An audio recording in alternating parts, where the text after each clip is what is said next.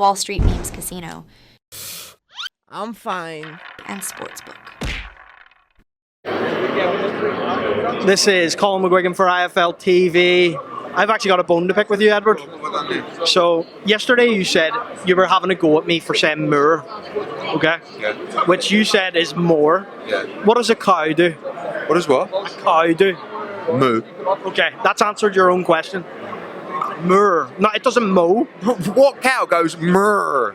No, but it goes moo. No, Does a cow go moo? More, moo. Not No. murr. No, it goes moo. No, yeah, moo, not murr. When have you heard a cow Murr. around the field going murr, murr? What? No, but Oh, I'll tell you what. No. I'll tell you what. Pull on me udders for a bit of milk. Murr. No, but No. moor. Murr.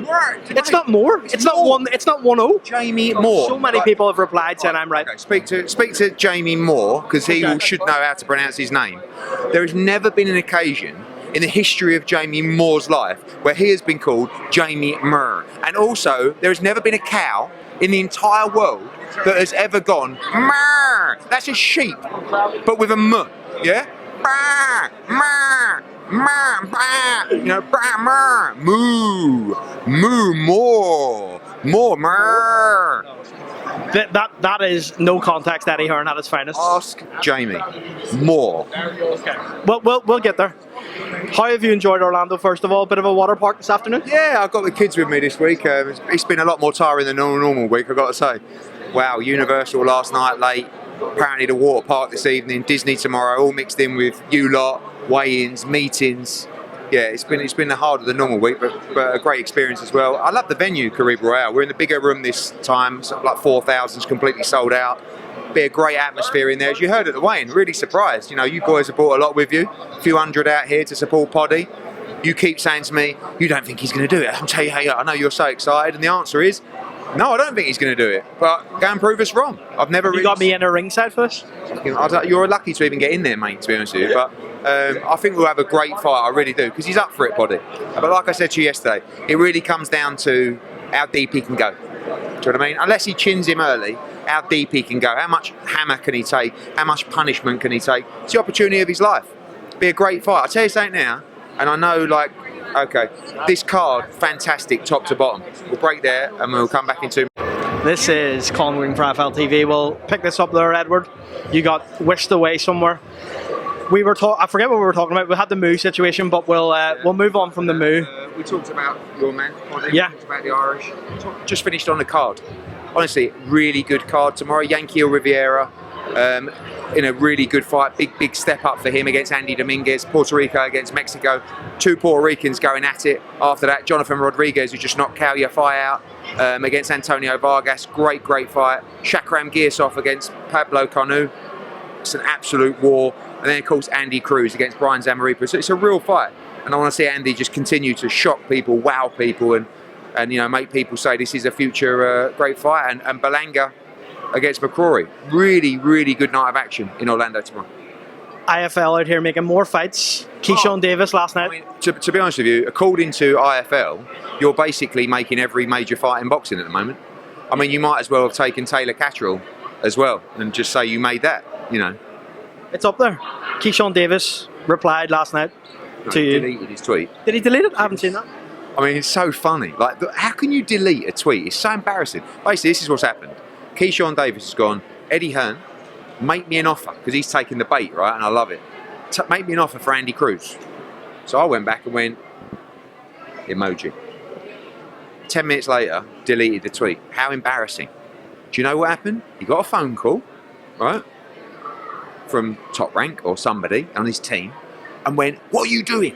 Take the tweet down now. And lo and behold, Keyshawn Davis, you know, like a good boy, took his tweet down embarrassingly. So I ask you this, Keyshawn Davis. If you're getting told you're not allowed to fight Andy Cruz, that's okay. But if you do have the balls to fight Andy Cruz, put your tweet back up and tell me to make you an offer if Andy Cruz wins on Saturday night. And if Andy Cruz wins on Saturday night, I will make you an offer. But you asked me to make you an offer, and then you deleted your tweet. So does that mean you don't want me to make you an offer, or does that mean you were told off like a naughty boy? Why have you turned into Chris Eubank Senior? Keyshawn, are you watching? You are supposed to be a warrior, yet you deleted your tweet.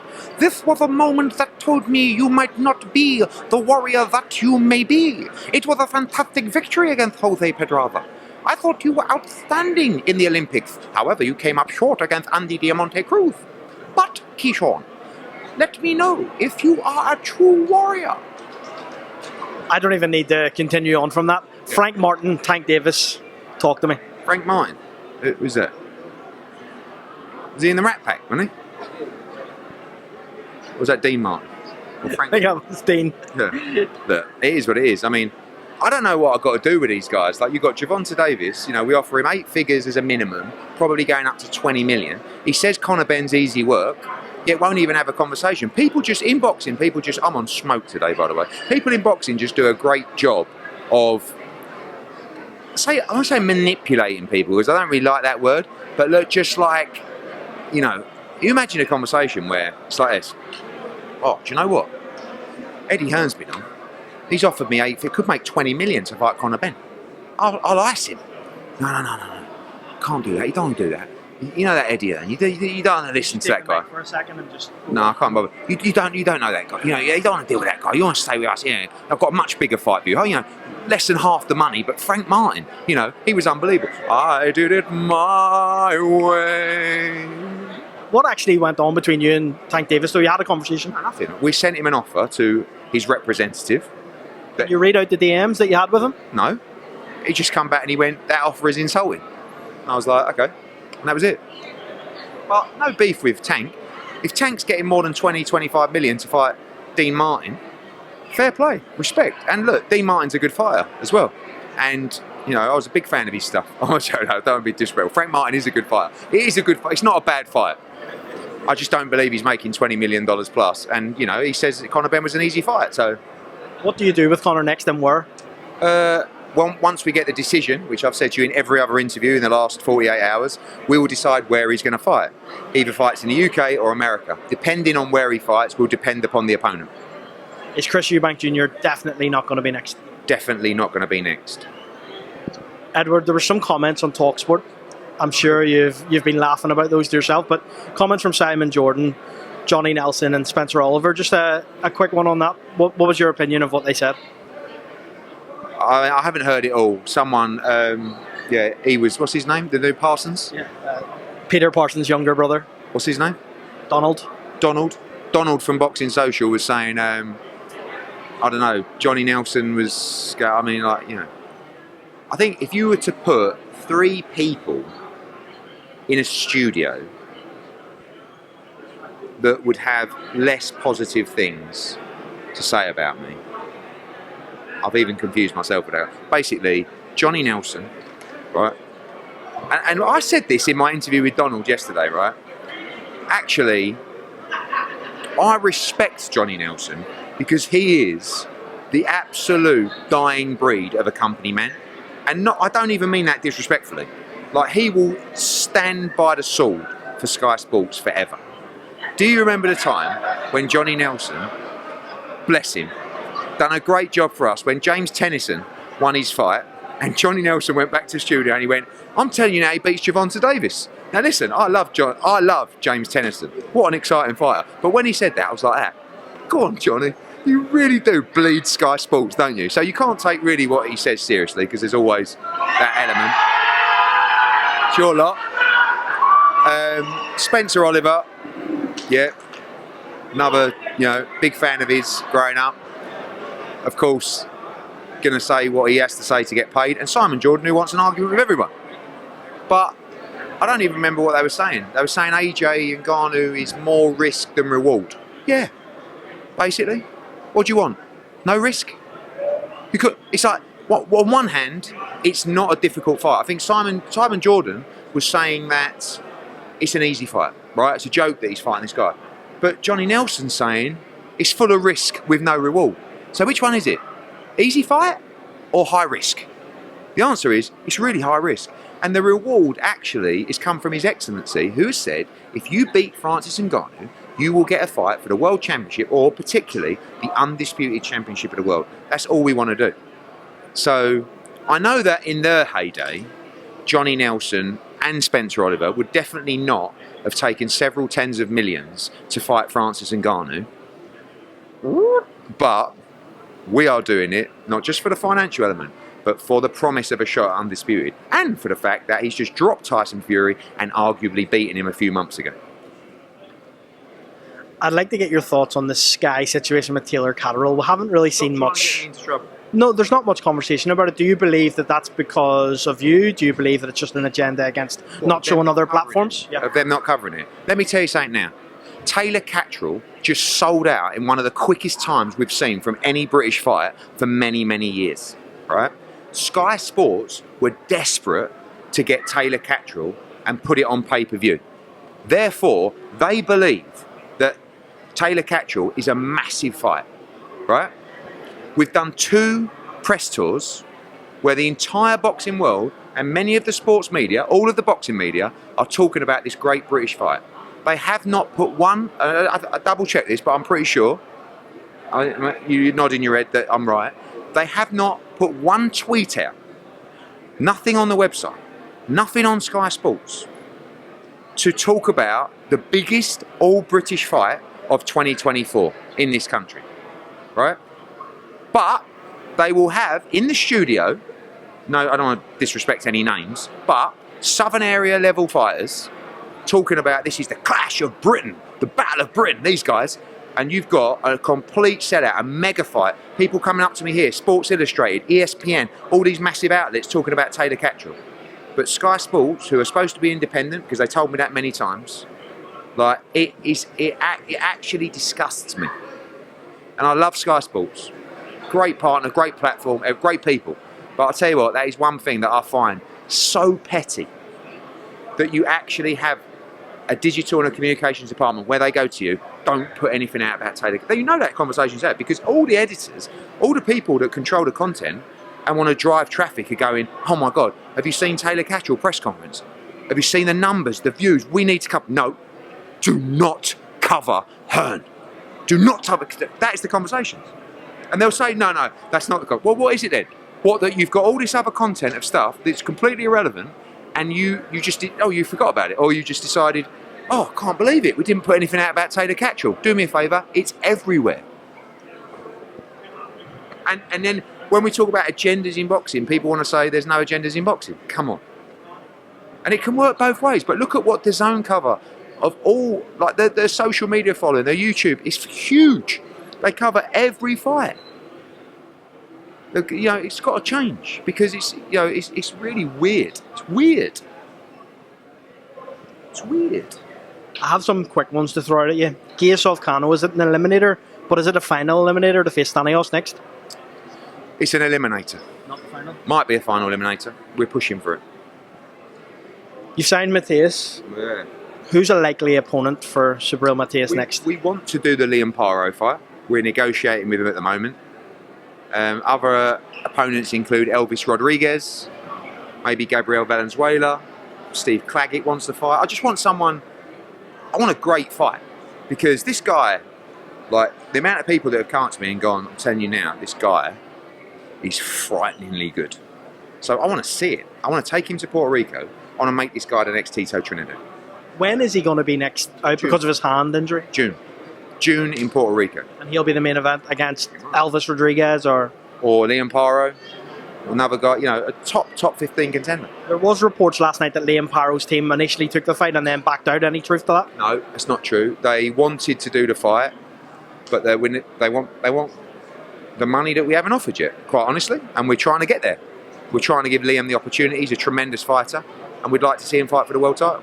But it's a tough fight, so quite rightly, he wants to be financially compensated. Boots Ennis, are you short of a few 147-pounders? Any conversations with Bozy this week? No, he's got that mandatory, hasn't he? Cody Crawley or something, which, it's a bit of a mare. But no further discussions.